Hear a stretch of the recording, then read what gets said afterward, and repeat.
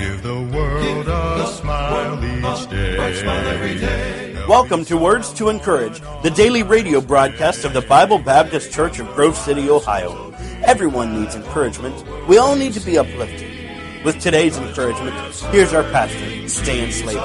With a smile, a bright sunny smile. Welcome to Words to Encourage. This is the daily radio broadcast of the Bible Baptist Church, and we're located in Grove City, Ohio. I'm Brother Slaybaugh. Well, good Thursday to you. How was church last night? Oh, my. What a marvelous time we had together here at Bible Baptist Church. Enjoyed hearing from our missionary, Xavier Perrick. They're out of our church and home just for a little bit to renew some visas for the country that they're in. And boy, we had a wonderful time getting updated on the work, what God's been doing through them and with them, and then a wonderful message from the Word of God, and just a delightful time in the middle of the week. Always is. I love Wednesday night. Look forward to the midweek service and gathering with the church family. Kind of a family reunion right in the middle of the week, and we had a delightful time together, and hope it was that way where you were, that you were in your place and you were a blessing to your church and to your pastor, and most importantly, God spoke to your heart and gave you what you needed here in the middle of the week. Now tonight is Bridge to Recovery. Bridge to Recovery, our faith-based, Bible-based addictions program. If you have any stubborn habits or addictions, and by the way, an addiction is anything we do that we know isn't good for us, but we keep doing it anyway. And in that definition, all of us have addictions, and all of us have stubborn habits sometimes that we wish we could break. Or maybe you just desire to have a closer walk with the Lord. This is a great tool for you. 6:30 tonight, right here at Bible Baptist Church. And so we'd love to have you come out and join the others that gather on Thursday evenings from 6:30 to 8 o'clock here at 2758 Home Road in Grove City. All right. Well, yesterday we started looking at a few things in Psalm 23, and I'm kind of going to continue that way, picking up a phrase or two here from Psalm 23, 1 week from Christmas, okay? And most of you are familiar with this psalm. The Lord is my shepherd, I shall not want. He maketh me to lie down in green pastures. He leadeth me beside the still waters. He restoreth my soul. He leadeth me in the paths of righteousness for his name's sake. Yea, though I walk through the valley of the shadow of death, I will fear no evil, for thou art with me. Thy rod and thy staff, they comfort me. Thou preparest a table before me in the presence of mine enemies. Thou anointest my head with oil. My cup runneth over. Surely goodness and mercy shall follow me all the days of my life, and I will dwell in the house of the Lord forever. The whole psalm revolves around the first phrase, the Lord is my shepherd. And that being so, then we're confident of what follows. And we're confident of that last phrase in the last verse. It says, surely goodness and mercy shall follow me all the days of my life. Goodness and mercy. Why will they always follow me? Because Jesus is always there. The shepherd is always there. Easy to say when the health is good. Easy to say when the family is fine. Easy to say when the income is adequate. Easy to say when your friends are faithful.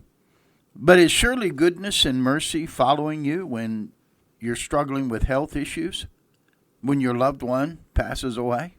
When the job folds up and you get a pink slip? When there's more bills due at the end of the month than there is money? When friends turn against you? Boy, that'll test your confidence in that promise, won't it? But remember, our viewpoint is different than his viewpoint. Our understanding is finite, while his is infinite. You see, no matter what comes into my life, I am under the shepherd's care. And I have a promise that all things work together for good to them that love God, to them who are the called according to his purpose. I have that assurance and that promise that surely goodness and mercy will follow me all the days of my life. So I have that faith, I have that confidence in God that he'll keep his promise, because I know he loves me and I know he loves you. All the care, all the work, all the watchfulness, all the skill, all the concern, all the self-sacrifice is on the shepherd. It's on the one who loves the sheep. It's his work. It's his role as our shepherd. Jesus said in John 10, I am the good shepherd, and the good shepherd giveth his life for the sheep. So God gives goodness and mercy to me And God keeps on giving goodness and mercy to me. It's not to stop and to stagnate with me. Why can't I take the goodness and mercy that I receive from the Lord and let it pass through me to benefit others? Why would goodness and mercy follow me if I don't use it for the well-being of others?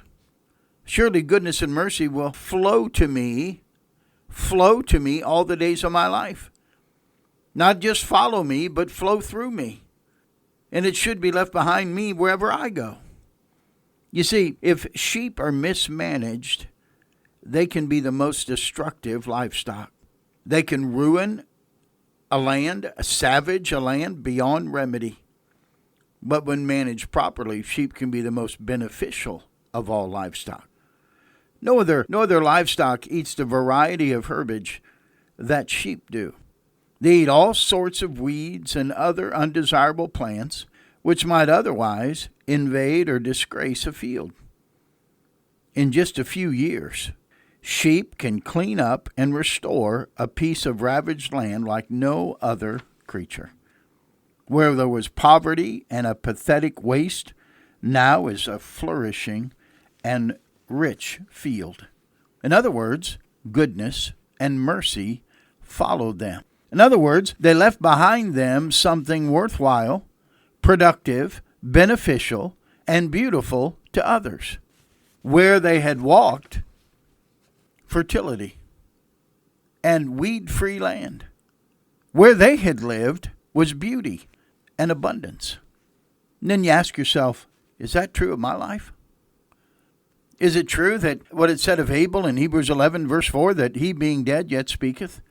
Is it true, and it is true, what the Bible says in Revelation, that their works do follow them?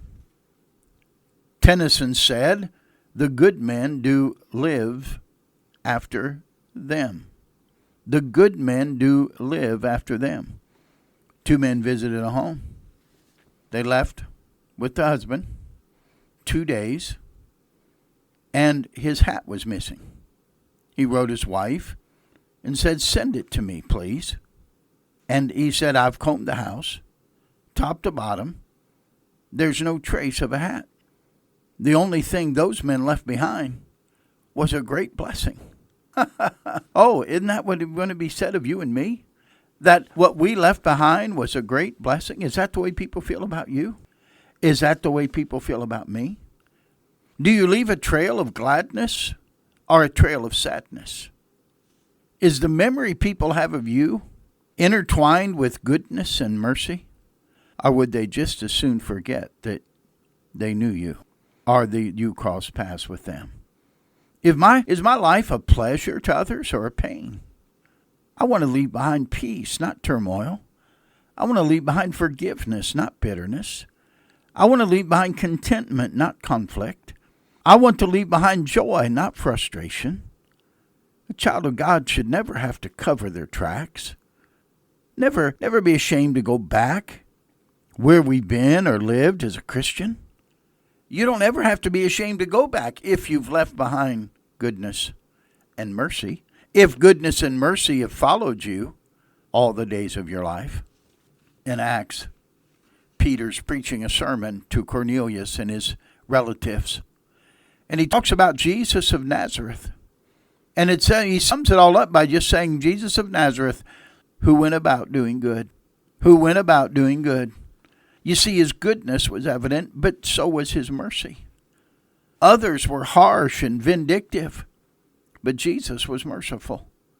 Sinners found forgiveness with him, when with others they found condemnation or criticism. What's my attitude? What's your attitude? Do I get on a pedestal and condemn and criticize others? Or do I extend goodness and mercy? Do I see people with the compassion of Christ? Or do I see people with a critical eye of pride? Am I willing to overlook faults and weaknesses in others and give forgiveness, even as God has forgiven me? Do I show my appreciation of goodness and mercy that God has given to me? Do I show my appreciation by passing it on to others? Pleasing others will be pleasing God. I want to be that conduit through which the mercy and goodness of God can flow through me. You see, a shepherd loves to see the sheep happy. A shepherd loves to see the sheep content. And our shepherd looks for satisfaction also. And we can give that back to him by passing on goodness and mercy all the days of our life. I remember a story Harry Ironside told. At the time, he was pastor of the Moody Church in Chicago, Illinois. And a woman came to him very nervous and very upset, and just was certain that two people were following her. No matter where she went, she would look over her shoulder, and she was sure she saw these two people, whether it was to the store, whether it was back to her home, whether it was to church. They were following her all the time. And Ironside asked the Lord, give me wisdom. I don't know what to tell this lady. And this verse came to his mind. And he said, I can tell you who those two people are. She goes, you can? You know who they are? He says, yes, I do. And he took her to Psalm 23 and verse 6, where it says, surely goodness and mercy shall follow me all the days of my life. He said, I'll tell you who those two people are. It's goodness and mercy. You have nothing to worry about. That satisfied her. And she went happily on her way. My friend, let's pass it on to others. Let's realize that it's God's goodness and mercy following us. Isn't it good? All the days of my life. Couldn't I at least pass that on to others? Didn't Jesus say, inasmuch you've done one of the least of these, you've done it unto me? Do I leave behind goodness and mercy? When I'm gone from someone, are they better because I was there? I believe our shepherd longs for that kind of love. And we love him, and we pass that on. I believe the shepherd is satisfied. What a promise. What a blessing. What a great, great provision by the shepherd. Can you take it today on December 18th, 2025? Surely goodness and mercy shall follow me all the days of my life. And then what? Well, then I'll dwell in the house of the Lord forever. It just gets better. What a great promise. Hey, let it follow you today. I hope when the broadcast is over and you turn the radio or you go to the next broadcast, hey, I hope you'll feel like you received some goodness and mercy today from the Words to Encourage broadcast. I sure appreciate each of you listening to the broadcast. Again, I thank you for those of you who have sent support, not just with prayer, but with finances as well. What a blessing it's been here at Christmas time. Thank you for praying for us. Thank you for supporting Words to Encourage Radio. And again, I'll remind you, you can pick these up wherever you get podcasts. It's now in that podcast form as the broadcast. And if you subscribe, it'll notify you when a new broadcast is up if you don't happen to catch it over the airwaves. All right? Well, have a great Thursday, everybody. See some of you at Bridge to Recovery tonight, and the rest of us will come back, Lord willing, for our broadcast tomorrow. And we'll look again in Psalm 23 for one more nugget of truth. All right? Until then, this is Brother Slayball reminding you, be good to everyone, because everyone's having a tough time.